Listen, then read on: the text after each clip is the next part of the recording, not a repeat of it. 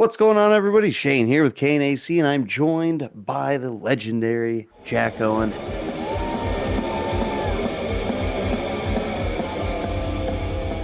How the hell you doing today, brother? Awesome. Jamming some Candlemass and waking up with coffee. Hey, it's always a great day when you can start off with Candlemas. Am I right? Yeah, yeah, I'm already bewitched. Exactly. You're doing. Hopefully, you're doing the dance while you're drinking your coffee. I already did it, yeah. My wife was like, okay, gotta do the dance on your way out the door. And I'm like, Exactly. It's the greatest, I think, heavy metal dance of all time. yeah. So I want to start off with saying, I managed to listen. I got an advanced copy of Next to Die. It Oh, cool. rules.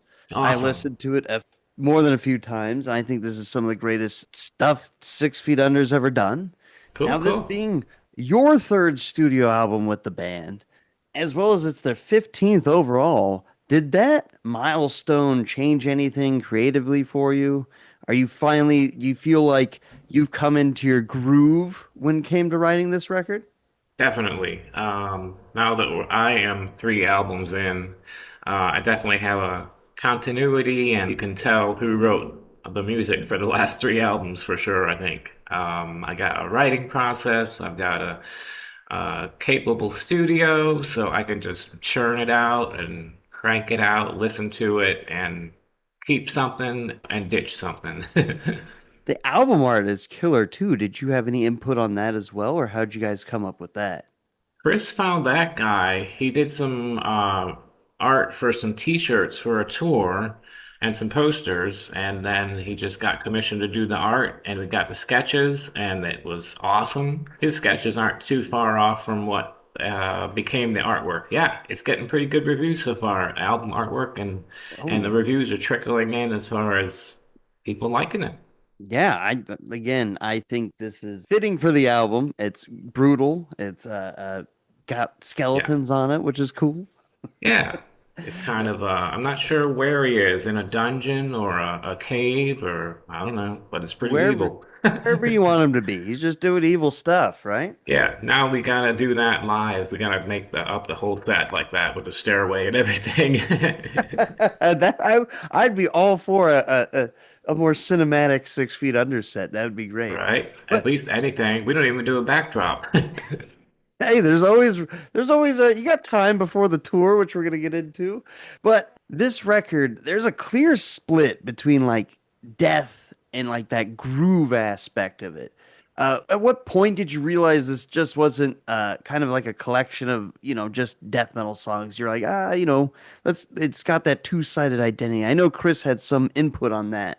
I sent him a whole album of death metal songs, and it sounded a lot like Killing for Revenge, and there were some concepts that had been used by Six Feet Under in the past that I didn't had no idea. So we just kept 5 or 6 of the death metal songs, and we're like, where do we go from here? And Chris was like, try to write something like the early Six Feet Under stuff. So I just looked at the tempos and the tones on the first couple albums because I play along with those when I rehearse, like the whole first 2 albums and a lot of the third one. So I'm in tune with the tones back then.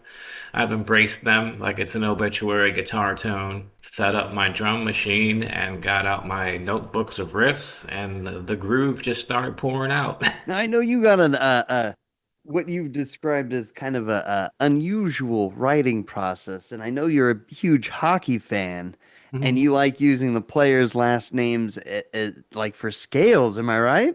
Yeah, I was actually writing it down for this guitar thing I was doing. I just write down the alphabet, and then you put a note on the guitar under each letter. So Hell when yeah. you see something like, I don't know, the word cat, the cat would be just CAT, and you take the notes of the guitar that are under that, and boom, you got a 3 note riff. Obviously not going to use it, just an example, but yeah, you're gonna watch hockey because it's like the craziest last names you've ever seen. Hell yeah. Now, have you written anything for the greatest hockey team this season so far, the LA Kings?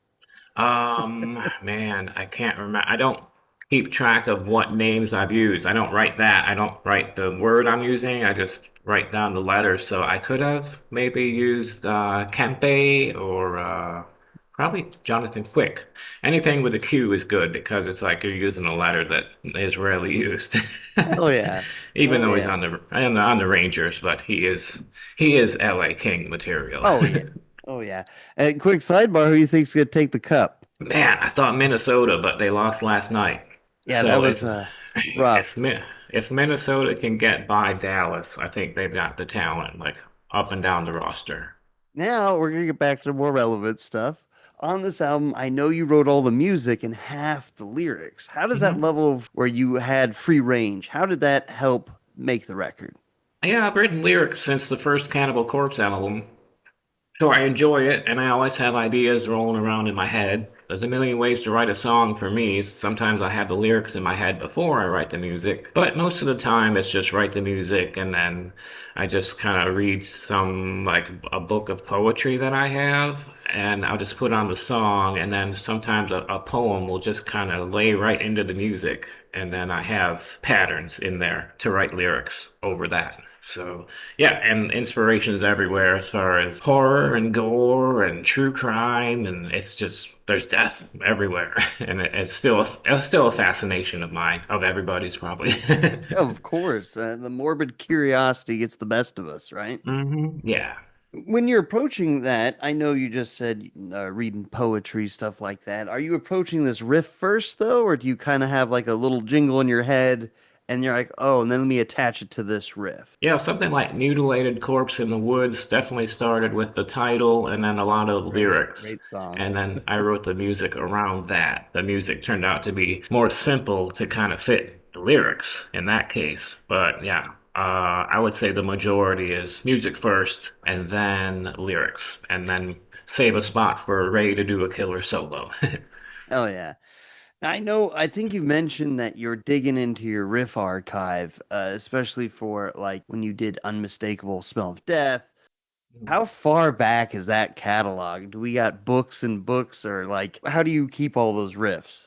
Yeah, it's pages and pages of just patterns of notes. So it goes back to about 2010. I used to write the riffs and then track them to a drum beat. So way back then, I took about 120 riffs into deicide rehearsal. I just played them all, and then everybody just stood around going, "Huh, okay, let's rehearse." We didn't use any. It's like, do you like any of that? So that evolved into the note pattern is good with the beat that I tracked it to. It's pretty much good with any beat. So now I just look at a pattern of notes and try it with the beat that I'm working with. Yeah, I was gonna say, how often do you go back and try to revisit any of these? Do you go back every once in a while, like, let me see that this one sounds like? Yeah, they're numbered. So if I'm using a page from 100 to 150, they're a little more refined and different sounding. But I just start with 1 through 50, I think, that are on a notebook page. Some are just like scribbled and not really official archived riffs. They're just like, here's an idea to start with and add to that. But yeah, open any page, put on a drum beat, and just start playing and play it forward, play it backwards, or add a couple interesting things to it. And yeah, I just had writer's block, so I came up with something stupid to And it have endless riffs. it seems like it's a great system that works. And I want to go back to Unmistakable Smell of Death. I know you've said, I think you were talking about pull-offs and stop sections. You're more conscious about adding kind of the dynamic compared to your earlier style. Has this process helped you, overcome that and continue to add to these songs? Yeah, that is definitely an example where the riffs were a little vanilla, in my opinion, and I was like, oh wow, I can add a pull-off, like a Randy Rhoads kind of pull-off in between all the notes. So I did that. It turned out pretty good. And yeah, it's like if a riff needs another note or it needs to be chopped back, it's all fair game in my system. I need to do a YouTube tutorial. I need a giant whiteboard. No, that would be great. Teaching people might help somebody else. You might make Yeah. the next you. Yeah, everybody should have endless riffs. There'd be a better world. And now I know you're kind of out in the sticks there in like Northern Illinois, Mhm. and you said you're most comfortable when it comes to writing at home. How does that Yeah. like not isolation, but like that that peace and quiet out there Yeah, helped you write? it is quiet. We live in a village, so there's not a lot to do. I mean, you've got everything you need, like Walmart and everything. But yeah, we're homebodies, me and my wife. It's like I got my studio, rehearsal space, and watching hockey and writing more riffs. And nobody plays music around here. Like once in a while, bands will come through, just like a Rockford band will come to our little town and play. And I don't have anybody to jam with here, so Oh man, I I was gonna just write. say, I'll write my own album. I was gonna say, start a one man, cover band out there. Yeah, yeah, I do my rehearsal with a trainer that's full of songs. I'm playing along with that, like old Metallica, Hell of yeah. course, all the 6 Feet Under stuff. Just take that whole thing down to the local bar. I think people might enjoy it. There you go. Now, outside of like metal, between music, hockey, and everything else, were you listening to anything that we might think is kind of like, whoa, Jack listens to that while you were writing this album? Probably wouldn't have influenced the album, but if I take a break, I have a huge vinyl collection of classic country from like the 40s to the 70s. Nice. And pretty much 79 or 80 was the cutoff for country for me. Maybe Charlie Daniels was the last hurrah for country for me. Yeah, take a break. Someone who's like, is there any music you don't like? And I was like, I've tried to listen to opera because I do collect a lot of vinyl. And I had all the translation sheets and everything. I was like, man, I just can't get into this. But yeah, I got a lot of classical, 60s, 70s, classic rock and pop and all the stuff you'd expect in an old vinyl collection. I mean, you can find inspiration in anything. There's so much music out there. I think one of man's greatest things was the arts. Oh, absolutely. You can find anything. It Mhm. transcends all the bullshit. It just cuts through Yeah. it all, you know? Yeah. Mhm. You co-produced this record with Chris. How did you guys Mhm. divide your responsibilities when it came to working on it? I guess when we look at the two sides, Chris kind of had the main hand in the groove side, and then I just did the whole first side. So it's kind of like we're overseeing one side each. So kind of have to Google producer and like what my duties are, but it's kind of like you're just overseeing everything and making sure it turns out to your vision. I mean, this being the third album, being reunited with him, do you guys have a better working relationship, or is it right back to how it felt? I guess you're more in tune with each other now. Oh yeah, absolutely. With the internet, it's like I got a song done, here's an MP3, and in 5 or 10 minutes it's like, yep, or maybe not. I mean, that probably makes it a lot easier now than back in the day. You all have to be together. I know. Yeah, I miss that, but yeah, or send cassette tapes to each other. I'm gonna mail it out to you Tuesday. Let me know Yeah. if you get it. Yeah, call me on the landline. See if let me know if you like that. Right? Correct me if I'm wrong, but Mark Lewis mixed and mastered this. Yeah, he's awesome. I think the Yeah, last thing I heard by him was the Cannibal Corpse album, A Skeletal Domain, and I like that album. yeah, So, great yeah, album. he's great. All the Black Dahlia stuff he's done. I was gonna say, how did you approach going about having a mix and mastering this? Do you have any? You were just like, hey, just do your thing. I Yeah. appreciate your input. Let's see what you got. Yeah, I think we ended up with pretty good tones, so he didn't have to do a lot. I don't think we reamped any guitars. We just used a metal zone pedal through a dual rectifier, so it was heavy enough. He was lined up from the beginning to just get the files and go to town and then master it. Yeah, I know you like keeping your rig nice and simple. Is Yeah. there anything you think you're gonna try out on the road this time, or you're just like, nah, I'm just keep with like, the what is it, the line six and stuff, Yeah. and what you Yeah. usually use? Yeah. I went older on the Line 6 stuff because I was using the Pod Plus, which is maybe 2006.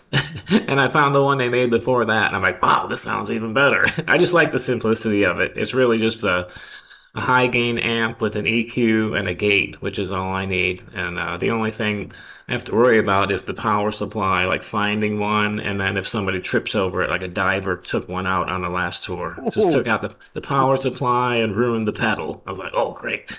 But they're man. all over eBay. I mean, I've tried the more modern Line 6 stuff and more modern amps, and it's like, man, they're just putting too much stuff in there where it's like I just want to EQ my sound and go. It seems like that to be the case where I've talked to many guitarists now, and it's either everybody's switching to those what Cortex boxes, or they like Mm, using their setup still because they're like, that's got too much for me. I don't need all of that on there. yeah, I think Psychroptic just brought a Kemper and they played through the house PA. They didn't even have amps or cabinets. So I was like, wow, that's pretty easy. Keep it simple, right? Hmm.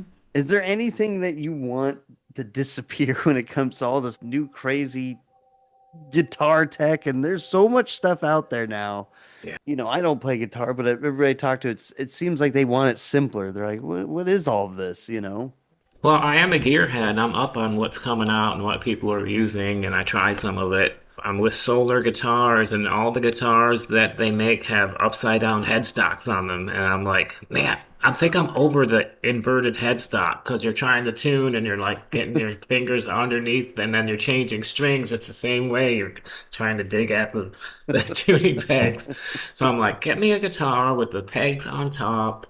They call it a reverse headstock now, but no, it's a normal headstock. That's my pet peeve now.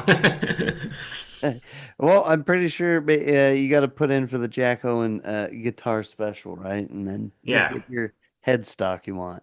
yeah. See if they want to do a signature guitar. Hell yeah. Looking forward to that. So, Hmm. what was probably the most fun you had writing a song on this album? Was there anything that you're like, whoa, I really like this and I'm excited to play it live?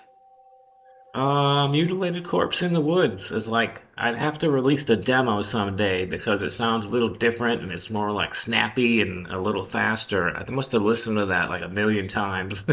Yeah. And that was just kind of stuck out to me. It's my favorite song on the album. Yeah, I love it. People are saying it's a little simple, but it's like if you consider I started with the concept and the lyrics and wrote simple riffs around it, maybe that's what they're hearing. But that's my favorite, and that was like super fun. No, it's great, great concept. It reminds me of an old slasher flick. Yep. That being said, do you think you guys are gonna do a video for it at all? Oh, we did a video for Mr. The Blood and Guts, Okay, yeah. and that one is the old 40s or 30s silent movie slasher with Hell a yeah. phantom guy with the top hat and the cape who kills everybody in a movie theater. I love it. I love it. I'm Mhm. stoked. I'm looking forward to that. Sven Gulli would play it. Nice. I'm looking forward to it. And you know, with the tour coming up, an album releasing tomorrow as of this on the 24th, are there any other projects or ideas that you want to explore after this or any directions that you're going to take for next time you're writing something? Man, hard to say. We've got 8 or 10 songs left over. About three of the death metal ones, and the rest are the groove sounding ones, so we've got a head start on that. I'm sure I can alter them a little bit since they weren't used. There's something wrong with them. But yeah, I mean, I think I need to incorporate a little more guitar uniqueness maybe in my writing. Whereas, like in Cannibal Corpse, I would put in some tapping stuff or some pick tapping riffs here and there. So maybe something like that to jazz it up a little bit. Lyrically, it's the inspiration's always there. Just turn on Oxygen. Buried Right? in the Just backyard's on. just somebody else getting buried in the yard or somebody else disappearing down a dirt road, there. Yeah, you fear thy neighbor. Exactly. I appreciate you hanging out with me and talking about the new album, which comes out April 24th. And as this comes out, everybody will be out already. Hopefully, everybody picked it up. Yeah. So, yeah, I know you're going to hit Europe first. The European tour starts in June. And then now in July will be the U.S. The North American run with Cataclysm. Yeah, basically all of June is Europe. Those are festivals and headliners. July and half of August is US and Canada. I think we got 10 shows in Canada. I don't think the band has been there. Yeah, and then like you said, first time back in Canada in 20 years. That's pretty big Yeah, too. I'd have to dig into the archives and see when exactly they were there. I have no idea. I was there a few years ago with a Dutch band. Love it. Love Canada. Hell yeah. So we're all looking forward to the new tour, the new album. Anything else you would like to tell everybody, the fine folks sitting at home? Just thanks for the decades of support. I mean, if there wasn't you guys, there wouldn't be us guys. So, man, we thank them all we can. Hell yeah. And journalism. I mean, I'm nobody special. Without you, I am nothing, Jack. Thank Without you. you, I am nothing. Without each other. Exactly. We gotta It's a stick together. yeah, it's a symbiotic, not parasitic relationship. Yep. So Symbiosis. exactly. Everybody, please check out the new album. It's out now as of you watching this. And the Mhm. tour, the US North American tour starts in July, as well as the European tour. They're going to be hitting all the big festivals if you're out there in Europe watching this. Yep. Come on out. Maybe we'll play Bewitched. Hell yeah. Cheers, everybody. See ya.